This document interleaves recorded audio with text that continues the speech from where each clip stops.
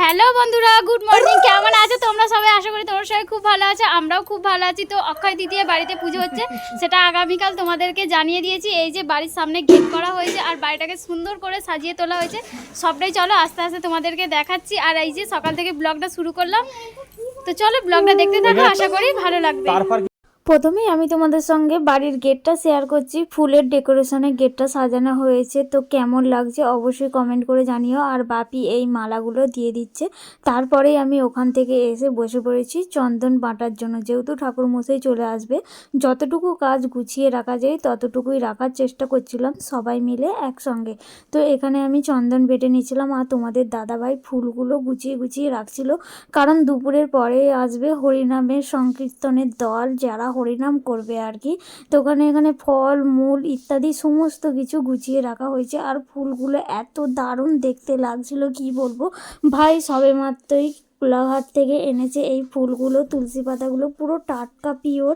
আর রজনীগন্ধার গন্ধ তো বেশ মারাত্মক লাগে। আর এখানে দেখো ঝুড়ি ভর্তি রয়েছে ফুল। আর কথা বলতে বলতেই কিন্তু আমাদের ঠাকুরমশাই চলে এসেছে। ঠাকুরমশাই এসে নিজের মতো গুছিয়ে নিচ্ছিল।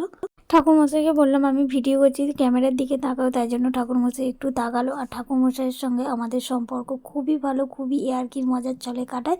তারপরেই মারা চলে এলো বাড়িতে। মা, শ্রাবণী বোন তো অনেক সকালে এসেছিলো। তারপরেই মামি আসলো, এক এক করে সবাই আসছিল, মাসিরা, মামিরা, তারপরে অনেকেই আসছিলো। তোমার দাদাভাই দেখো রেডি হয়ে গেছে। আর আমি এই গেটের সামনে একটুখানি ইন্টো নেওয়ার চেষ্টা করছিলাম, কিন্তু গান চলছিল, তারপরে গিয়ে ইন্টো নিয়েছি। বোন আর আমি বসে পড়েছি এখন ফল কাটার জন্য। সত্যনারায়ণ পুজো আর মনসা পুজোর জন্য আমরা ফলটা কেটে গুছিয়ে নিচ্ছি। আর যেহেতু বিকালে সিনে আনতে সবাই আসবে, ফল কেটে রাখলে এখন থেকে ফলগুলো কালো দাগ হয়ে যাবে, নষ্ট হয়ে যাবে, মানুষ খেতে পারবে না। তাই আর কি ওই ঠাকুরের প্রসাদি নিয়ে ওই ফলের সাথে মিশিয়ে বিকালে সবাইকে দেয়া হবে আর কি সিনির সঙ্গে। সেই জন্য ঠাকুরমশাই বললো অল্প করে পুজোর মতো, আর মনসাতলায় পুজো হবে সেই রকম অনুযায়ী ফল কাটতে। তাই জন্য দুই বোনে মিলে বসে পড়েছি ফল কাটতে। আর পুজোর কাজ করতে তো বেশ ভালোই লাগে, বাড়িতে এরকম পুজো হলে বেশ ভালোই লাগে। আর মা এখানে লক্ষ্মীর যে হাঁড়িটা সারা বছরের ধান থাকে, সেই হাঁড়িটা নিয়ে এলো এখানে পুজো করাবার জন্য। তো এখানে ঠাকুরমশাইকে এক এক করে পুজোর সমস্ত কাজ কিন্তু কমপ্লিট হয়ে এসছে। এবার পুজোটা শুরু করারই পালা। সমস্ত কিছু ঠাকুরমশাইয়ের গোছগাছ হয়ে গেছে আর আমাদেরও গোছগাছ হয়ে গেছে। এরপরেই কিন্তু শুরু হয়ে যাবে পুজো। আর এখন আমরা যাচ্ছি মনসাতলায় পুজো দেওয়ার জন্য। তো মনসাতলায় বাস্তু মনসাকে পুজো দিয়েই যে কোনো পুজো শুরু করা উচিত। আর শুরু এটাই হয় বাঙালিদের শাস্ত্রের নিয়ম অনুযায়ী। তো যাই হোক, বেশি একটু বকবক করে ফেললাম। তাই এই যে বোনো চ্যানেলের জন্য ব্লগ করছে। আর আমার এরকম ভয়েস দিতে গেলে গলা কেন জানি না বসে বসে যায়, ধরে যায়, আঠালো হয়ে যায়, তো আমি জানি না। তো যাই হোক, এখানে এই যে পুজো দিতে যাচ্ছি মনসাতলায়। আর প্রচণ্ড রোদ উঠেছিল আর একবার পুরো বিকালের দিকে মেঘলা হয়ে গেছিলো। আমরা চিন্তায় পড়ে গেছিলাম যে কিভাবে কি হবে না হবে, লোকজন আসবে বাড়িতে। আর একটা পুজো আচ্ছা অনুষ্ঠানে তো রোদ ঝলমলে আকাশ থাকবে, এটাই ভালো লাগে। কাদা হলে, বৃষ্টি হলে এটা পছন্দ কেউ করে না, তো এরকমই। তো যাই হোক, ঠাকুর আমাদের পাশে আছে, তাই আর কি সমস্ত বাধা বিঘ্ন কাটিয়ে আমরা পুজোটাকে খুব সুন্দর করে ভালোভাবে করতে পেরেছি। আর সেই ব্লগই তোমাদের সঙ্গে তুলে ধরার চেষ্টা করছি। তোমরা আমাদের পুজোর ব্লগ দেখে কতটা আনন্দ পাচ্ছ, কতটা মানে কি সমস্তটাই আমাকে কিন্তু কমেন্ট করে জানিও। তোমাদের কমেন্ট পড়তে কিন্তু বেশ ভালো লাগে। আর এখানে সমস্ত কিছু ঠাকুরমশাইকে গুছিয়ে দিলাম মনসা পুজো করার জন্য। ঠাকুরমশাই এবার নিজের মতন করে মনসা পুজোটা শুরু করে দেবে। তো চলো পুজোটা শুরু করে দেওয়া যাক, আর তোমরা ব্লগটা দেখতে থাকো।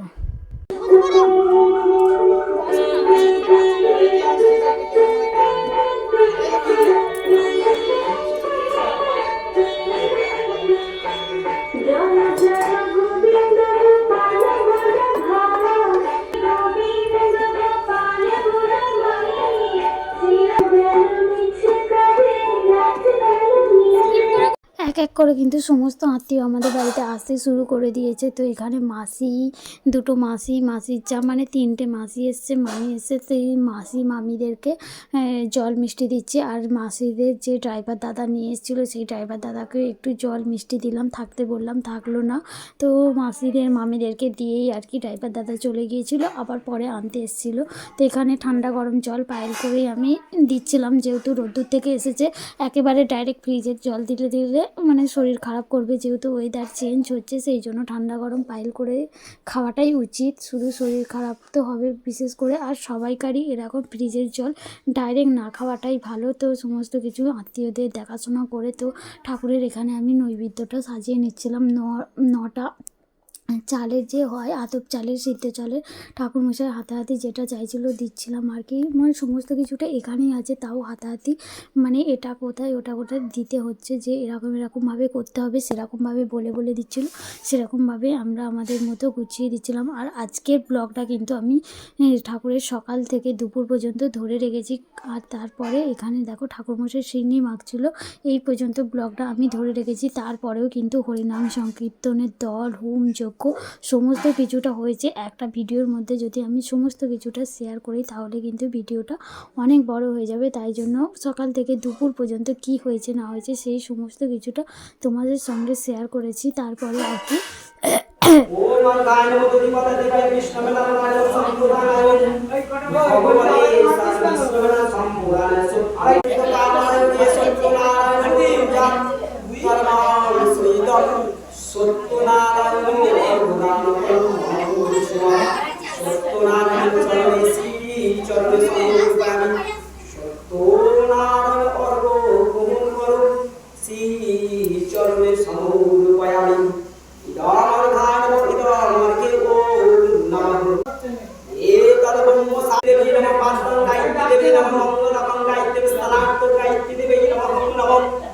এখানে দুপুরের খাওয়া দাওয়া শুরু করে দিয়েছে। মা, বড় মা, মাসি, মামিরা সবাই মিলে খাওয়া দাওয়া করছিল।